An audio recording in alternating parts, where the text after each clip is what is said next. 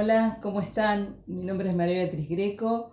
Vamos a abordar en esta clase cuestiones que toman esa articulación entre la educación sexual integral y las instituciones, atravesadas por un enfoque, una perspectiva de género que nos va a permitir pensar un conjunto de cuestiones alrededor de las subjetividades y de las instituciones. Yo diría que el territorio de lo educativo es hoy un lugar atravesado por innumerables interrogantes. Algunos de ellos, por supuesto, que tienen que ver con cómo enseñamos, cómo educamos y cómo aprendemos hoy en este contexto de aislamiento social o de distanciamiento. Pero los interrogantes vienen de antes, vienen en realidad allí cuando nos interesamos en reconocer las singularidades en juego, las subjetividades y por supuesto la dimensión de la sexualidad que participa y que forma esa subjetividad. Yo diría que esos interrogantes tienen que ver con cómo hacemos lugar hoy a niños, niñas, adolescentes, adultos y cómo lo hace la escuela, cómo le hace lugar a esos y esas que llegan y que requieren de miradas, de gestos, de formas de habilitación de su palabra, de sus sentires, de sus experiencias. En ese sentido, es posible que la educación sexual integral sea una perspectiva que más allá, mucho más allá de incorporar nuevos contenidos a los diseños curriculares de nuestras diferentes escuelas, lo que hace es interrogar a la escuela en sí misma como institución, como lugar de encuentro intergeneracional. Entonces, la pregunta por ellos y ellas, niños, niñas, adolescentes, va de la mano de la pregunta por nosotros y nosotras, los adultos, adultas que hacemos la escuela, docentes, directivos, directivas, preceptores, tutores, todos y todas aquellas personas que acompañan unas trayectorias educativas de las cuales somos responsables, de las cuales nos hacemos cargo. En el marco de esta propuesta para pensar la educación sexual integral, vamos a proponer una concepción de sexualidad amplia, como un entramado constituido por dimensiones que hacen a lo social, a lo psicológico, individual, colectivo, a lo político, a lo biológico, a lo jurídico, a lo ético, es decir, señala o focaliza en una sexualidad que claramente no puede circunscribirse ni reducirse a sus aspectos solo biológicos o solo psicológicos. En ese sentido es que advertimos la importancia de no caer en reduccionismos ni en pensamientos binarios. O la sexualidad es la anatomía y la biología de un cuerpo o la sexualidad es una construcción cultural. Entendemos que allí, en la integralidad que hace a la ESI, Educación Sexual Integral, está la clave para comprenderla. De qué manera se articulan en forma compleja y multidimensional estas cuestiones que nos atraviesan, que hacen a nuestros cuerpos sexuados, que hacen a nuestras identidades, a nuestras maneras de vincularnos entre distintas identidades y orientaciones sexuales, entre generaciones, eso que ocurre generalmente en las instituciones, no solo en las escolares, por supuesto, en las instituciones de salud, en las instituciones que acompañan el desarrollo social, en las instituciones recreativas, todas aquellas en donde las generaciones nos encontramos. Entonces es allí donde la I de la educación sexual integral cobra todo su peso, todo su sentido y donde vamos a encontrar la mayor riqueza para seguir pensando desde esta concepción de sexualidad. Hay algunos conceptos en la actualidad y desde hace un tiempo que interrogan esos paradigmas históricos dominantes, ¿sí? Yo diría que son básicamente dos grandes paradigmas, el biomédico y el paradigma de lo moral, de lo que debe ser. Podríamos decir, la educación sexual históricamente se inició como una forma, ¿no?, de informar, de instruir acerca del funcionamiento del cuerpo y muy vinculado muchas veces a los peligros de un ejercicio de la sexualidad no responsable o prematura. En ese sentido, el paradigma biomédico pone un énfasis allí en lo que habría que hacer para cuidarse, en concepciones de la higiene y fundamentalmente advierte acerca de enfermedades de transmisión sexual o de embarazos tempranos. No estamos diciendo que esta perspectiva no sea importantísima para transmitir a niños, niñas, adolescentes. Sin embargo, la sexualidad no se agota allí. Tampoco en un deber ser. Muchas veces lo biomédico va asociado al deber ser, ¿no?, de cómo debe ser esa sexualidad ejercida en términos etarios, en términos muchas veces heteronormativos, que definen y normativizan una manera de pensar la sexualidad. Entiendo que en este momento tenemos grandes debates, los seguimos teniendo, en relación a tres grandes ejes que vamos a ir analizando. Uno de ellos es el enfoque o la perspectiva de género. El segundo son los derechos sexuales y el tercero lo que llamamos las identidades y la orientación sexual pensada en términos plurales. Cada uno de estos aspectos, de estos ejes, conlleva problemáticas, discusiones y debates particulares al interior de las diferentes instituciones en las que trabajamos. Por lo tanto, considero que hoy se vuelve fundamental abrir nuestra mirada adulta, nuestra mirada disciplinar también, abrir la escucha, poder recibir ese testimonio de otros, otras, niños, niñas, adolescentes, adultos, personas que eligen distintas orientaciones sexuales, escuchar sus perspectivas para poder comprender cómo hacemos lugar a todas aquellas subjetividades en juego, tanto de las nuevas generaciones como de las generaciones adultas. Para esto, las invito a escuchar algunos de esos testimonios y a pensar cómo los entrelazamos con nuestras formas de hacer, con nuestras actividades en relación a la educación, a la salud, al desarrollo social, al acompañamiento. Mi nombre es Moshi, soy futbolista, soy una masculinidad trans, me dedico a la apicultura y me dicen el granjero.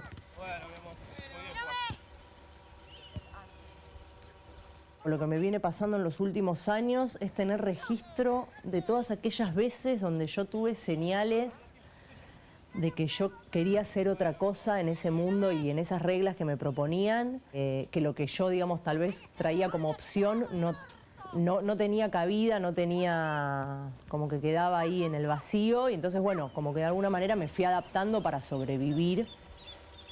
Tengo muy el recuerdo, esto es un recuerdo de muy niño, teníamos un patio en esa casa y yo hice pis de parado.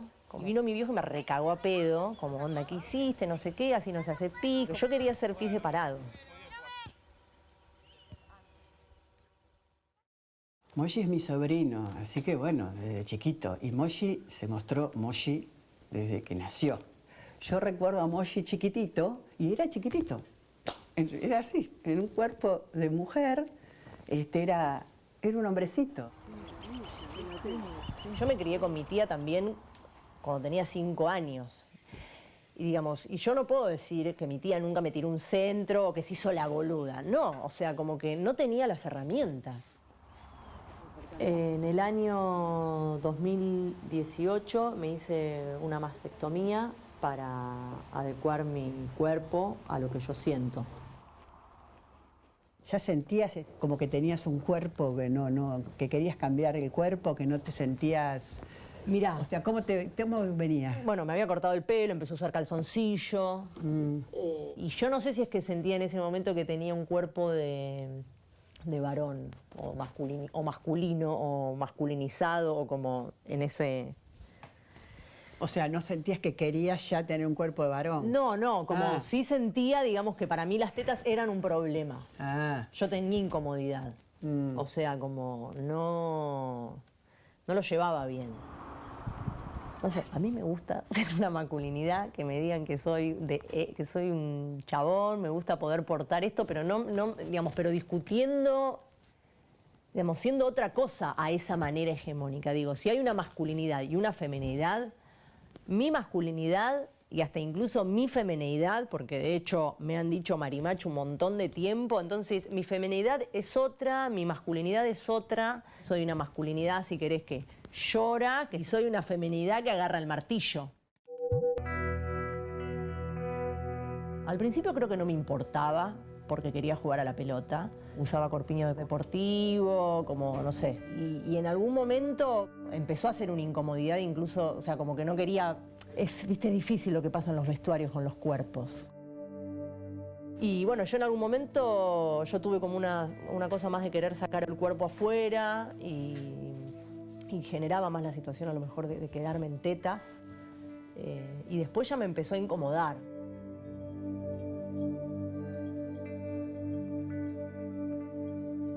En el 2015, que vamos al Encuentro Nacional de Mujeres, voy al segundo Encuentro Nacional de Mujeres que juegan al fútbol y como que me empodero mi propia práctica deportiva, como que hasta ese momento yo jugaba los lunes y sí, obvio, las pibas que jueguen, como una cosa así, pero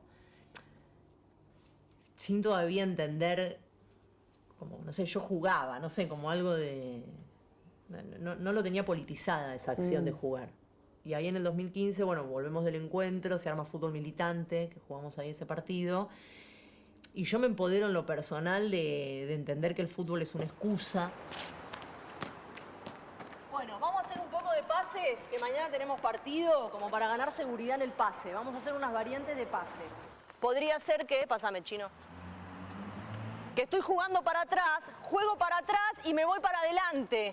Y gira, ¿sabe girar? Bueno, eso, y giro. Meto el pase y giro. Me gusta que me llamen chino. No me considero ni hombre ni mujer.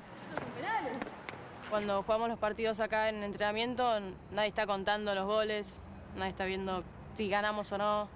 Aplaudimos todas las buenas jugadas. Eso es totalmente diferente con entrenamiento en otros equipos.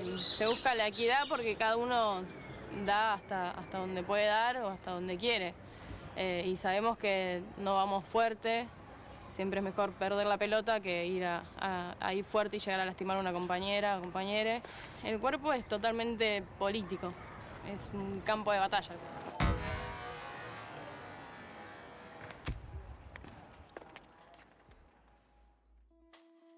La historia de Moshi nos ayuda a pensar la complejidad de la construcción de la identidad de género.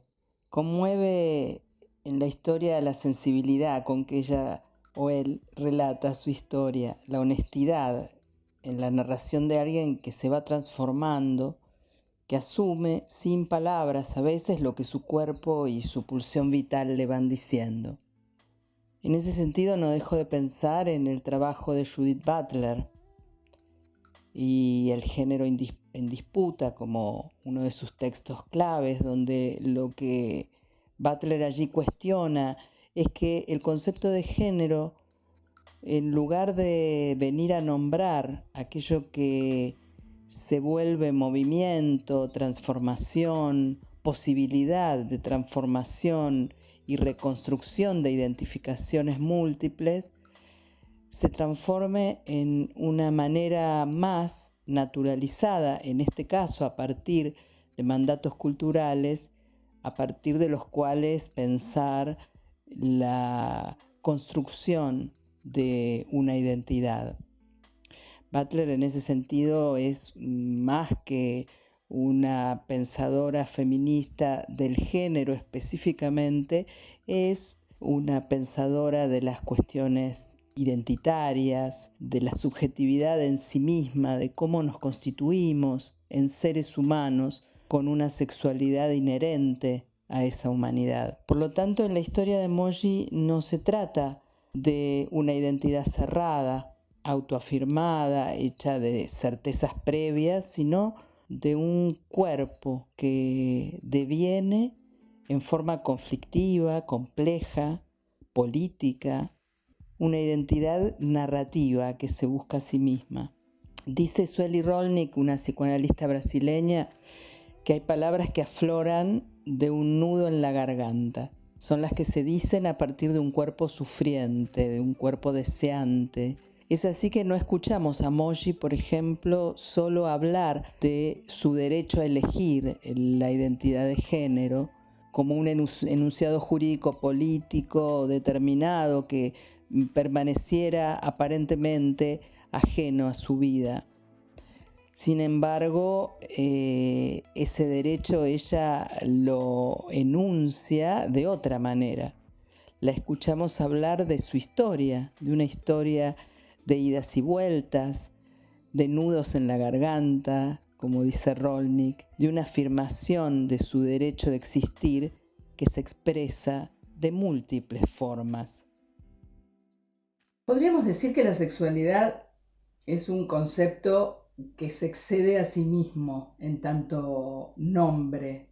¿Por qué? Porque habitualmente sexualidad queda muy pegado a genitalidad y a reproducción, como si fueran sinónimos. Entonces, decir sexualidad pareciera que quiere decir solo el ejercicio genital, ¿no? En términos de acto sexual o de encuentro sexual, y referido a una posible reproducción deseada o no deseada, pero que hace, ¿no?, a la función de reproducción humana. Por lo tanto, sexualidad puede quedar a menudo vinculado a una supuesta naturaleza humana, femenina, por ejemplo, o masculina, allí donde nos diferenciamos en términos genéricos, o puede quedar adherida a lo instintivo, como formas, ¿no?, supuestamente naturales, puramente biológicas que los seres humanos traeríamos para relacionarnos entre nosotros, para atraernos sexualmente, para reproducirnos, ¿no? Y por lo tanto queda toda esta manera biológica, puramente biológica de pensar la sexualidad, vinculada a una supuesta normalidad y a la necesidad de trabajar exclusivamente en la prevención de los riesgos de la sexualidad. También diríamos que, aunque esto se ha modificado, al menos en Argentina, desde hace algunos años, al contar ya desde el 2006 con una ley de educación sexual integral, se ha pensado en general la educación sexual integral o la educación sexual referida a la etapa de la escuela secundaria, de la escuela media, de la adolescencia, como si la sexualidad apareciera, emergiera en ese momento y por lo tanto no fuera requerido tomarla como objeto de trabajo, de contenidos a transmitir, de formas de vincularse desde los primeros años de la escolaridad. Podríamos decir también que la sexualidad ha sido motivo de normativización desde las propias campos disciplinares de la psicología del desarrollo o la psicología evolutiva, allí donde el uso de teorías como la psicoanalítica o de otras teorías que refieren a la sexualidad habría hecho etapas que se tienen que pasar de una a otra para alcanzar finalmente un estado adulto de genitalidad y de madurez biológica y sexual.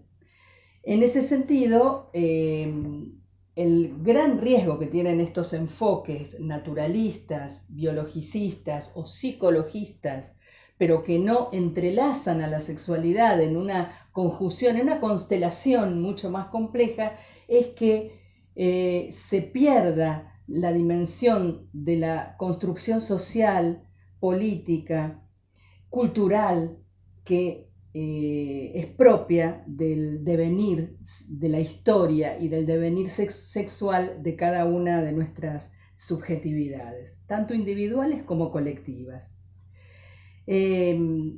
Podemos pensar en ese sentido a lo largo de la historia las enormes diferencias que llevamos, ¿no?, los seres humanos en relación a nuestra sexualidad, allí donde las condiciones históricas, por ejemplo, determinaban algunos estereotipos de género o de clase que hacían que no pudiera pensarse otro modo, por ejemplo, de ser mujer más que el de ser madre, el de permanecer en el espacio del hogar, en el de destinar el tiempo a las tareas de la casa, y por el contrario, los estereotipos del ser varón, de la masculinidad, lanzados al espacio público, proveedores del hogar en términos económicos, allí donde cada uno debiera supuestamente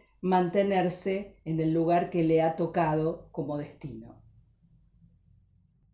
Podríamos decir entonces que sexualidad es el modo humano de habitar el propio cuerpo, la propia historia, las relaciones con otros y con otras, las maneras de vincularnos con el lenguaje, con el mundo en el que nos encontramos y que requiere de un conjunto de miradas, de perspectivas, de encuadres para comprender quiénes somos. En realidad hay algo ahí de un concepto de identidad que podríamos pensarlo más que como un estado fijo y cerrado y alcanzado en un determinado momento o a partir de etapas fijadas por determinadas teorías psicológicas, biológicas, médicas, de diferentes disciplinas. Más que pensar entonces en identidades cerradas, poder pensar en procesos identificatorios que nos van construyendo y a través de los cuales vamos siendo. Es así que la sexualidad forma parte de procesos de subjetivación que son históricos, que son culturales, contextualizados en momentos determinados de la historia, y por otra parte suponen, implican una manera de construirnos subjetivamente que está vinculada con aquello que el psicoanálisis mostró con mucha claridad y que implica la relación desde el nacimiento, incluso desde antes del nacimiento, con un otro que nos nombra, nos piensa y nos da un lugar de sujetos. Les voy a proponer que veamos una imagen, este bello cuadro de René Magritte, llamado La clarividencia. René Magritte, un pintor surrealista que nos provoca con su obra, nos hace ver y al mismo momento no saber del todo lo que estamos viendo. Este cuadro lo que está mostrando es también interesante en relación a lo que no nos muestra. ¿Por qué? ¿Por qué este pintor que mira un huevo pinta un pájaro? ¿De dónde proviene esa creatividad o esa capacidad de invención? ¿Y por qué un huevo necesariamente, ¿no?, sería ese pájaro que imagina el pintor? Podríamos jugar con todas estas significaciones que el cuadro genera y que el cuadro moviliza en cada uno y cada una de nosotras.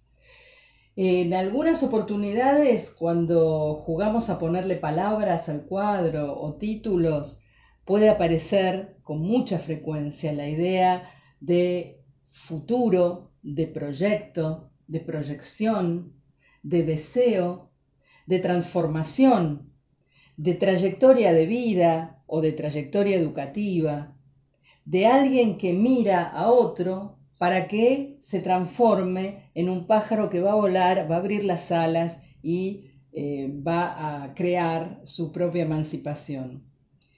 Sin embargo, también podríamos decir y preguntarnos por qué este pintor pinta ese pájaro. ¿Por qué de ese huevo saldría ese pájaro? ¿Por qué no pensar que de ese huevo puede salir otro pájaro, otro animal, una cosa?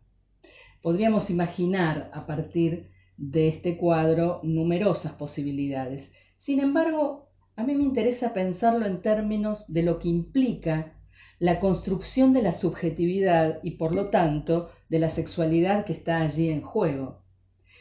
Todo ser humano nace en estado de indefensión, en un estado de inermidad, incompletos e incompletas, porque de alguna manera lo que traemos al mundo son un conjunto de posibilidades biológicas, psicológicas, vinculares, pero que lo que está requerido allí en ese momento del nacimiento, e insisto, aún antes del nacimiento, es el encuentro con un otro que nombre, que sostenga, que conduzca, que apoye, que construya andamiajes para que esa vida que está iniciando pueda desplegarse.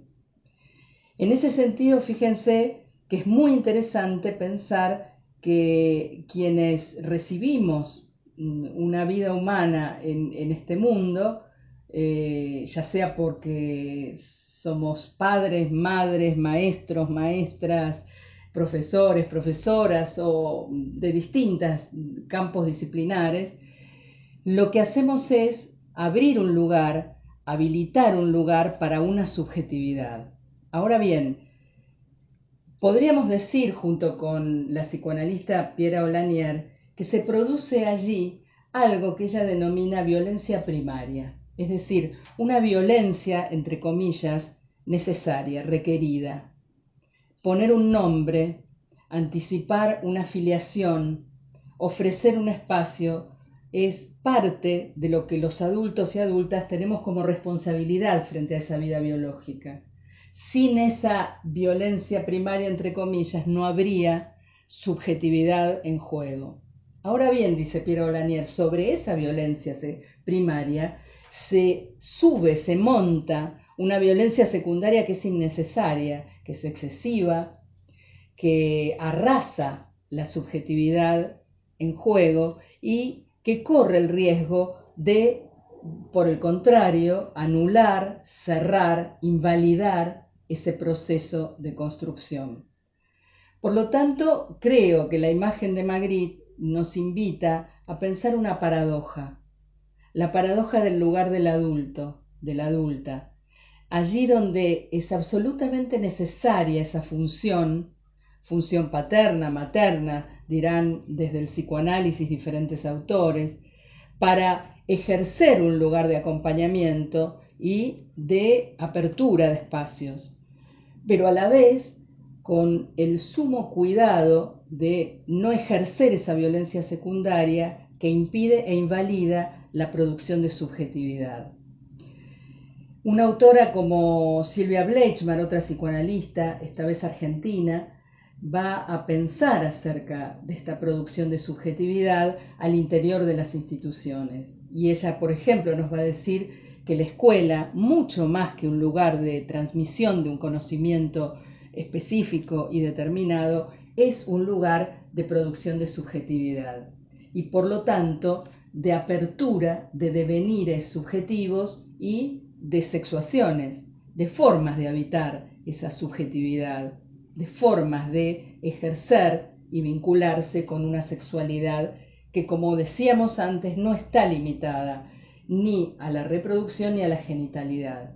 Sexualidad es afectividad, es encuentro con otros y con otras, con el propio cuerpo, es la construcción cotidiana, permanente, de saber y querer saber quiénes somos, a dónde vamos, qué queremos hacer, qué proyecto de vida queremos construir. En ese sentido, la educación sexual integral no puede estar disociada de la construcción de proyectos de vida, y es allí también la responsabilidad que muchos y muchas de nosotros tenemos.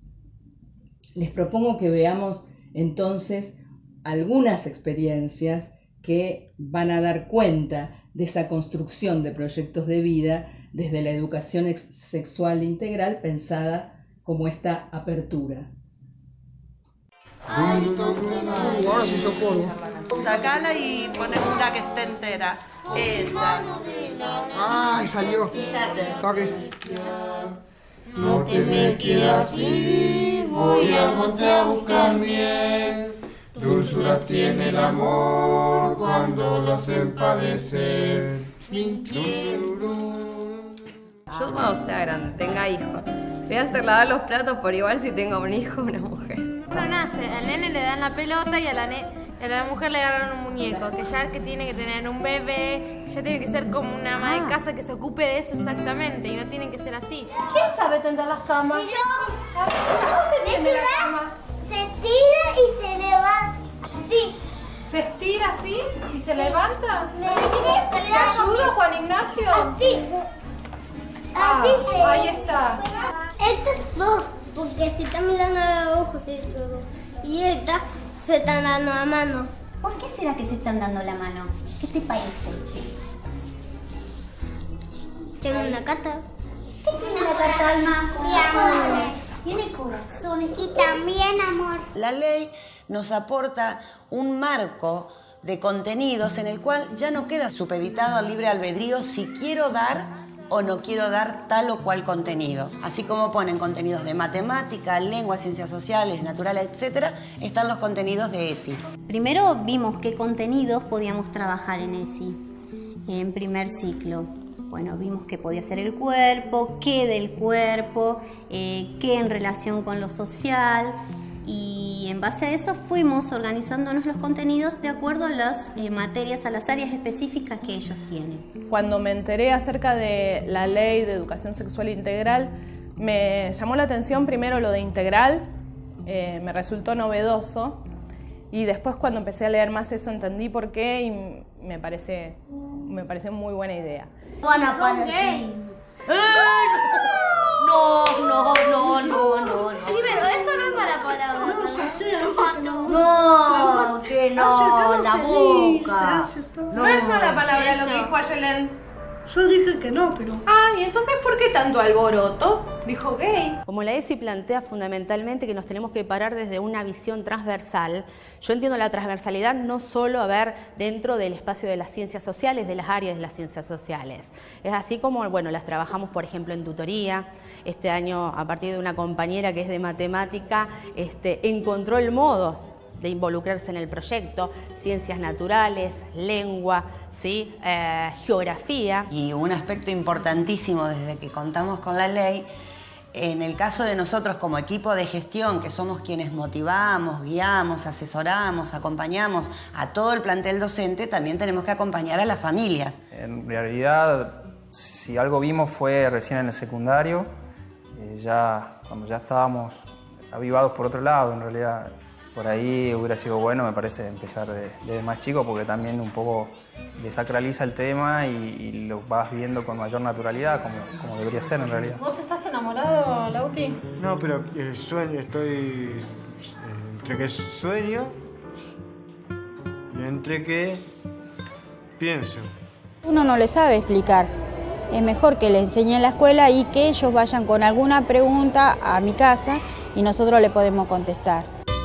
Mi hija de 6 años me dice, mami, me gusta tal chico, estoy enamorada.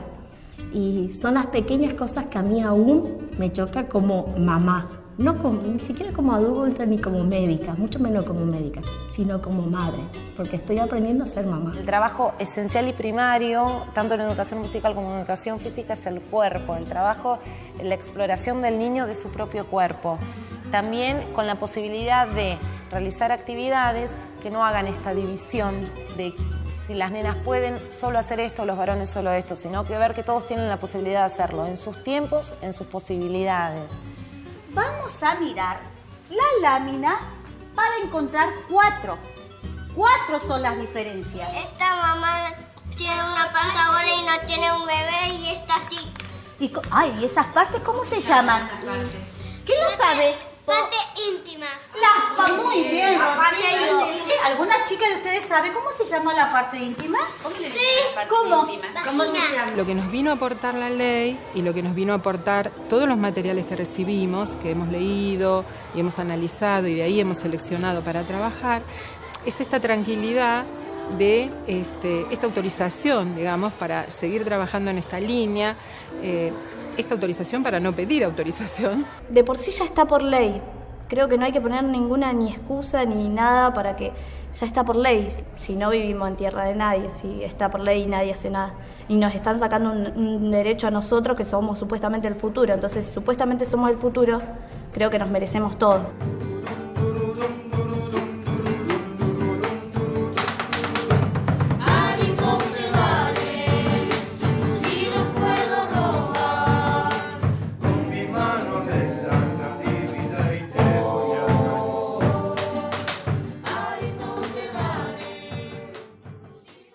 Bueno, entonces volvemos a nuestra manera de pensar la sexualidad en un sentido integral, los testimonios, los proyectos, todas aquellas voces que acabamos de escuchar, lo que nos van diciendo es que la sexualidad está muy vinculada con aquello que hace experiencia, que nos hace encontrarnos en relación a nosotros y nosotras mismas y con otros, en conjuntos, en colectivos más amplios y también en la intimidad. Tiene que ver con el placer, tiene que ver con el erotismo, tiene que ver con el deseo.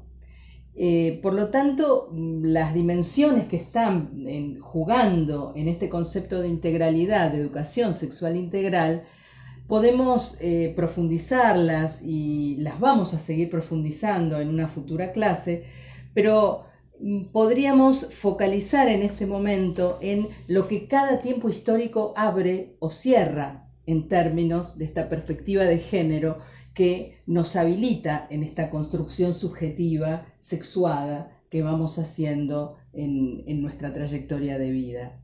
Entonces, por ejemplo, la década del 60 significó para las mujeres y para el feminismo, pero particularmente para las mujeres en su conjunto de todas las edades, la posibilidad de generar otra historia de sus vidas, la posibilidad de utilizar la anticoncepción como forma de no circunscribir la identidad femenina a la maternidad, a permanecer en el espacio del hogar, en la crianza y exclusivamente en las tareas propias del mundo privado.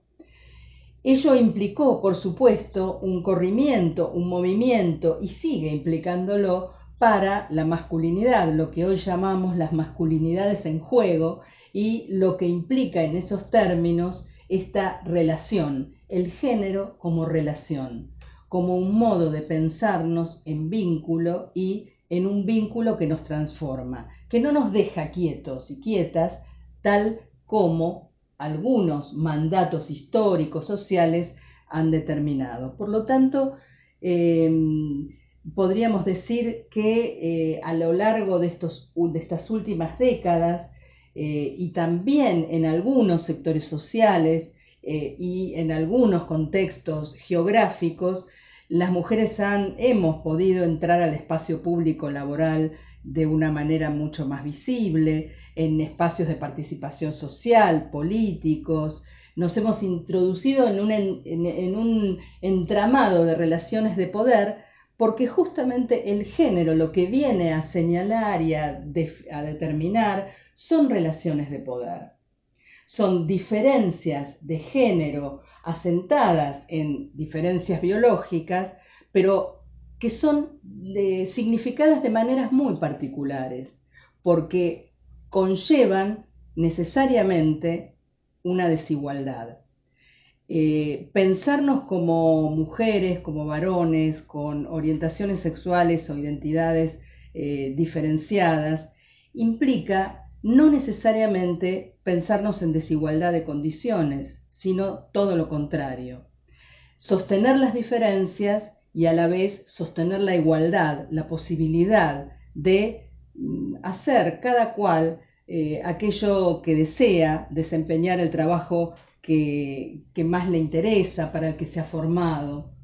Sabemos que hay mucho para seguir construyendo y debatiendo, que no todos los espacios sociales habilitan de la misma manera a los diferentes géneros, que la violencia de género sigue teniendo lugar, lamentablemente, que esto se ha visto agravado y que se ha hecho aún más visible en este contexto de trabajo en aislamiento, porque se ha derribado esa frontera entre lo privado y lo público, porque el hogar se ha transformado por ahora, hasta que contemos con posibilidades de salir del aislamiento en muchos de los lugares donde vivimos, hasta que contemos con otra forma de protegernos, seguiremos trabajando en nuestras casas, haciéndonos cargo de nuestros hijos e hijas en el espacio privado, y ello supone generalmente mayor carga para las mujeres, mayor carga también por el cuidado de los adultos mayores de la familia, y lamentablemente ha hecho visible mayores situaciones de violencia contra las mujeres. Digo, se ha avanzado mucho, el enfoque de género ha permitido sacar de la supuesta naturaleza las maneras en que nos construimos como seres sexuados, pero aún tenemos mucho por seguir trabajando y pensando en esta construcción subjetiva en donde la sexualidad está implicada. Vamos a seguir trabajando en una próxima clase las distintas dimensiones articuladas en vínculo con la educación sexual integral. Vamos a acudir a una perspectiva histórica que nos va a permitir pensar las instituciones en distintos momentos, la educación sexual en distintos momentos, y cómo en Argentina hemos llegado desde el 2016 a contar con una ley de educación sexual integral como la venimos desplegando en esta clase, donde la I de integralidad es lo que hace la diferencia. Sin duda, ley que es indispensable, pero que no salda todas las brechas y las lagunas que todavía hoy tenemos en las instituciones para trabajar en el sentido de lo que la ley propone, en hacer de la educación sexual un derecho, algo que no pueda dudarse, ante lo cual no podamos dudar que nuestros niños, niñas, adolescentes demandan una perspectiva en este sentido. Los vamos a seguir desplegando a partir de experiencias, de relatos, de imágenes y de algunos fragmentos de películas para seguir pensando juntos y juntas.